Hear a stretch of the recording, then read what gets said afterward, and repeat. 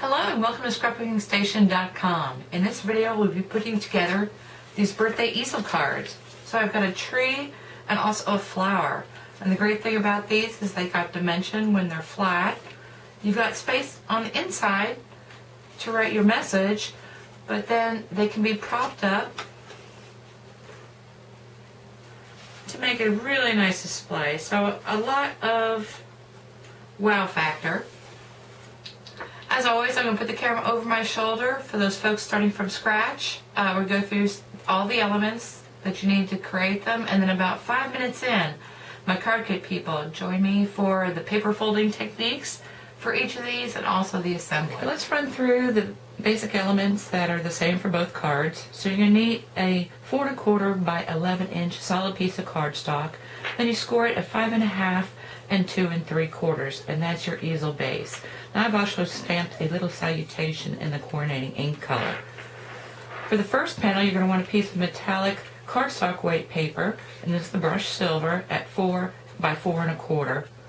And then lastly, your front panel is a natural composition specialty paper, and this is embossed, and this size is 3 3/4 by 4.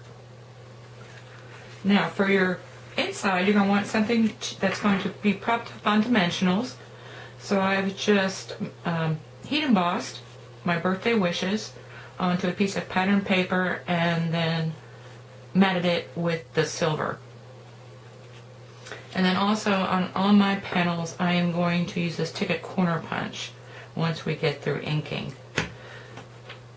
So the flower card, I'm using primrose petals and the flower embossed specialty paper. And then for the tree, I'm going to be going with gumball green and the wood grain. So the flower gets silver and the tree gets gold. Then also you're going to need ribbon or twine. This is just jute that I've separated out. And of course dimensionals. Now for the flower card, you're going to want 5 or 6 tags. And this is with the large tag punch from Stampin'up, and it just needs to be double-sided pattern paper. I chose to go with monochromatic, but you can use colored patterns as well. And the tag punch. Now if you don't have a tag punch, don't worry, it's very easy to duplicate that image. It's just a 1 5/8 by 1 3/8 rectangle, and then on each top corner you come in 3/8 from the side and the bottom and clip that corner on both sides. And then you can use the first one as a template and just clip your corners. Now as optional, I'm using my beautiful wings, a little sizzlet, and I'm making a bunch of butterflies. And I think that's it for the flower card elements. And then for the tree,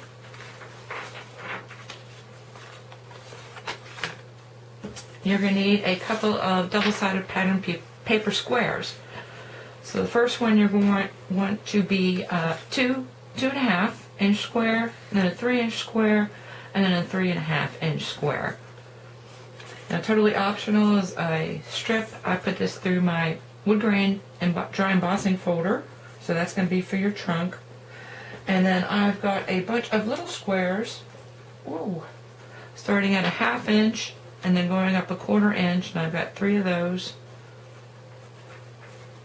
for each of my cards.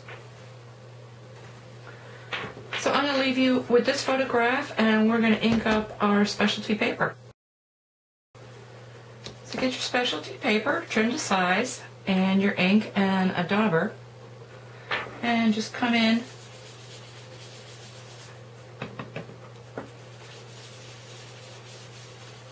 with your ink and just willy-nilly color in your panel. Once you get as much ink on that as you want for your first pass, you just take your paper towel, and what this does is takes the ink off of the embossed portions of this paper. So you want to give it a good run. And this can be your first pass or can be your last pass. If you like the color saturation, leave it as is. Otherwise, you can go around again with your dauber. You can also highlight portions by coloring in the unembossed portions with the Stampin' Right marker, or a blender pen. So if you don't have the exact color ink, use your blender pen, and you can also highlight portions.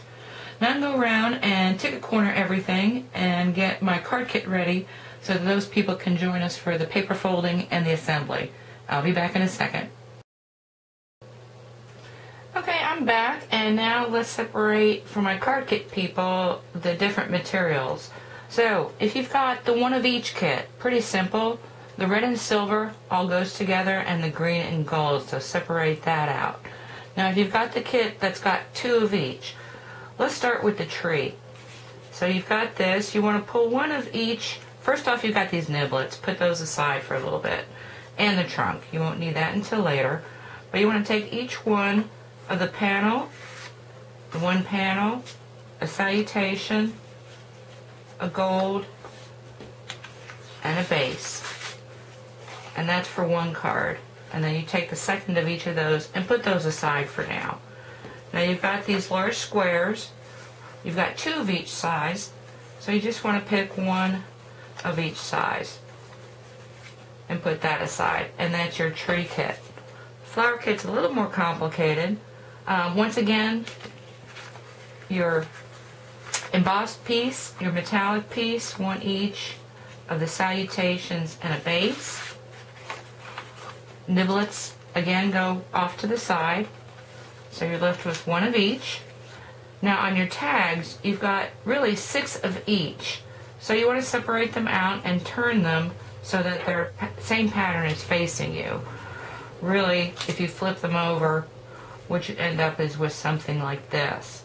So take one group and put those aside, and this is for your flower base. Okay, let's begin by gluing some of these things together, and it doesn't matter whether you have the tree or the flower, this part's the same. So you take your embossed piece and attach it to this. Now I use Tombow multi-purpose glue. You can use snail adhesive or whatever you've got. So you flip that over, glue it, and you do the same thing with these two pieces. Okay, so either you've got a pair like this if you're working with the flower, or a pair like this if you're working with the trees. In either case, go ahead and put your salutations aside. These are for the inside of your card. And I'm going to start with the flower card paper fold because it's actually the easiest. Kind of arrange your tags like this. So you've got the different patterns showing up. It doesn't matter at this point what order they're in because you can manipulate that later. Let's just talk about how you fold it. So the first thing I'm going to do is fold from the bottom corner into the opposite first angle punch. So it is hard to do from far away. And it's not going to match up on this edge. And go ahead and give that a good crease. Now you want to flip that over and then bring this so that the edges on the left side are even. And try and get it a good point. And that's your first petal. And so you want to take your next one and do the same thing until you've got them all folded. Okay, once you have all your flower petals folded, at this point you can manipulate these. You can use 4 flower petals if you wanted a smaller flower, or can you use all 6? Of course you can shift them around, and if you wanted to and you wanted to use the other side, you could always unfold it and crease it the other way. Now remember, go ahead and get your bag of niblets because you've got a large butterfly that you can position. So either you can have them flying this way. If you have a smaller flower, you can be coming up this way. So entirely up to you. But when you're ready and you've got it like you want to start at your left upper petal. And this whole tab on the bottom is what you're going to want to glue down to your embossed paper. So let me do that really quickly.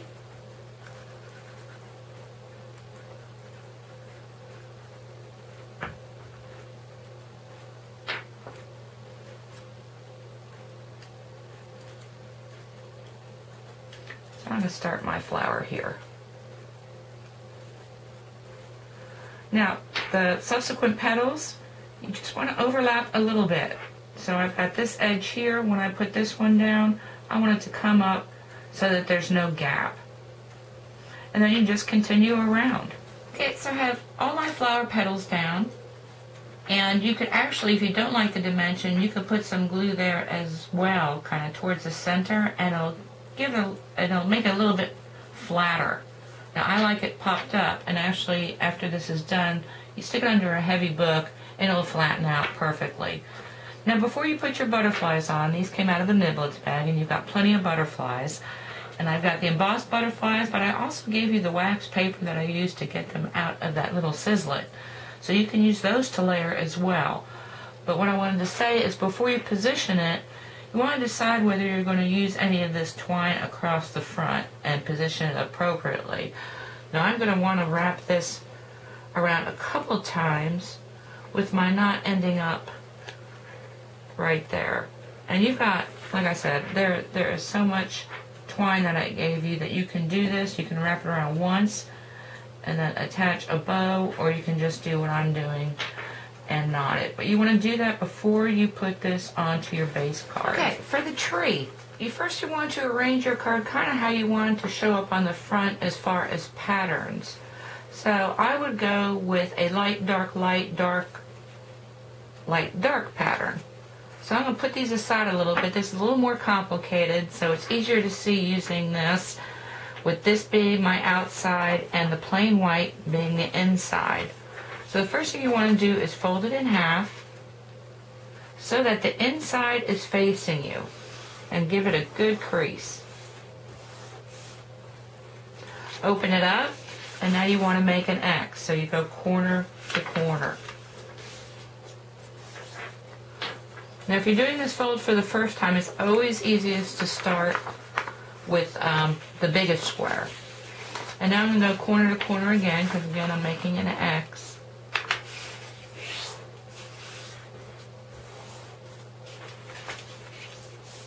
Open it up, and now I want you to flip it over and do your X's again.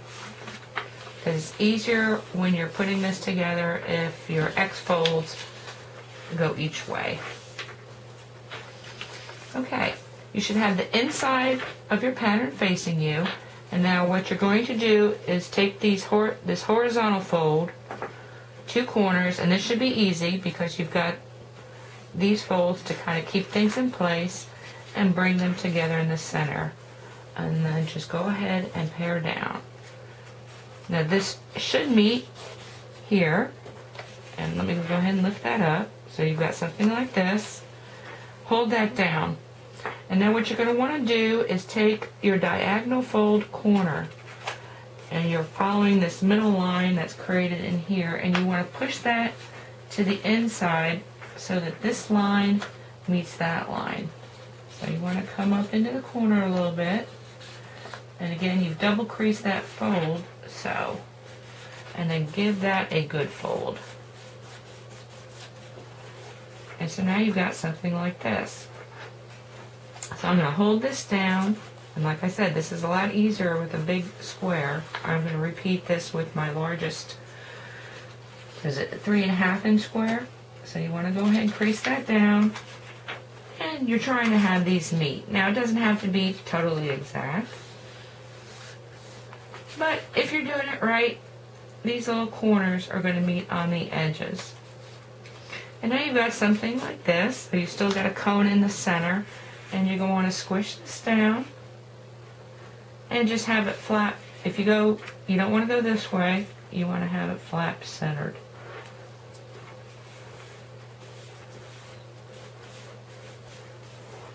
And you're going to do this with each size. So let me repeat it again. So this is what I want my outside of my tree to look like. So I'm going to begin with this one. And since this is my outside, I'm going to fold it so that the inside is facing me. So fold straight across. Once again, I'm going to open it up and make my X.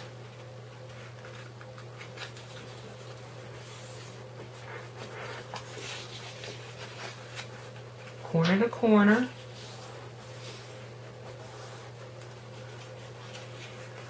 I'm going to flip it over and make my X.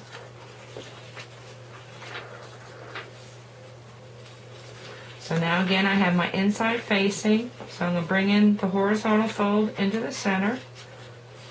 It should be an easy fold because you've got your X there.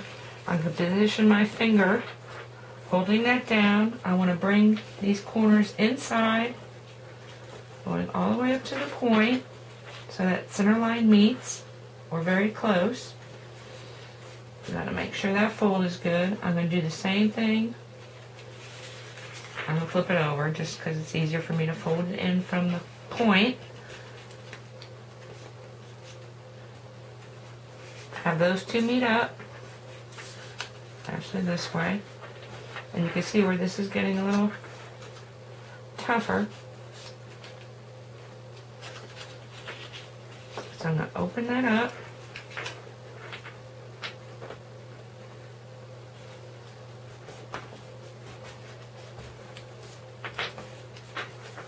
And I'm going to call this a branch. So I've got my first branch. And now I'm just going to continue and do that with the remainder of my squares. And once you have your 3 squares folded up, you want to start at the top this time. And there's a lot less wiggle room on this Christmas tree. And the only part you're going to glue is your back triangle. So put some pretty good amount of glue. You're going to want to center it and put it almost all the way up to the top, not quite. And it's really hard to do over my shoulder, but we'll get close. And we got that first one on there. I would really hold it and let that glue set for quite a while. And you can see, I mean, I didn't quite meet there in the center. And if you folded your smallest triangle yet, it's not so easy. Just, you got to be a little bit rough with your pattern paper. Now you want to slide the second one into that first one before setting it down. So we're going to do that. You want to center again on your panel. And then squish everything down. And let that glue set a little bit. And I'll go ahead and do that last one.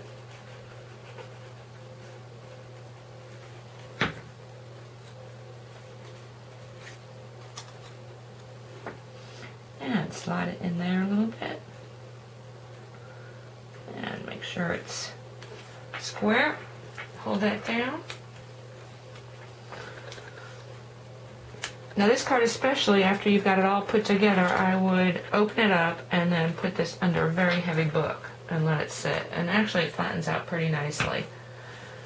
Now the last thing you want to do on the tree, I've got this, or my card kit people have this big stem. You can pick a portion that is maybe more interesting than the others. Now remember, on this card front, you've actually got a little, well, not really, depending on where you put it. So I'm just going to snip off a portion, put some glue on that.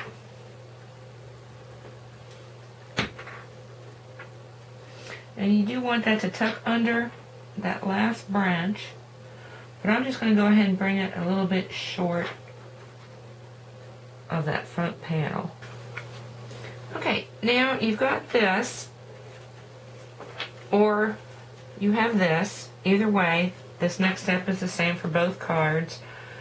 You want to kind of eyeball where you want it. And I'm going to leave a little more room because I've got a printed salutation there.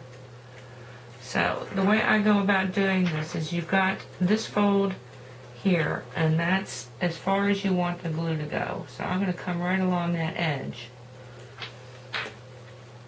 Now I'm going to take the bottom of my front panel and give it a good glue along the sides and in the center, and then come in and position it this way.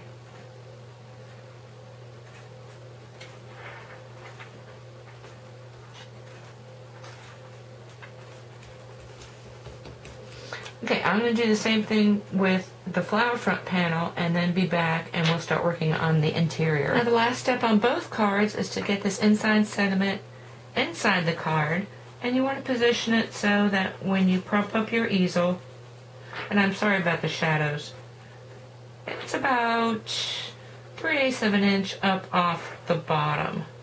Now before you do that, let me just open this up. You've got a couple extra butterflies. So if you want to have one underneath here, and you've also got the wax paper, so you can stick those on as well. Put that on there before you stick in your salutation. I am probably on this card going to pop it up here. And then also for my card kit people, I included the outies just in case you've got a marker, or even if you want to outline one of the smaller butterflies, you can use this as a template.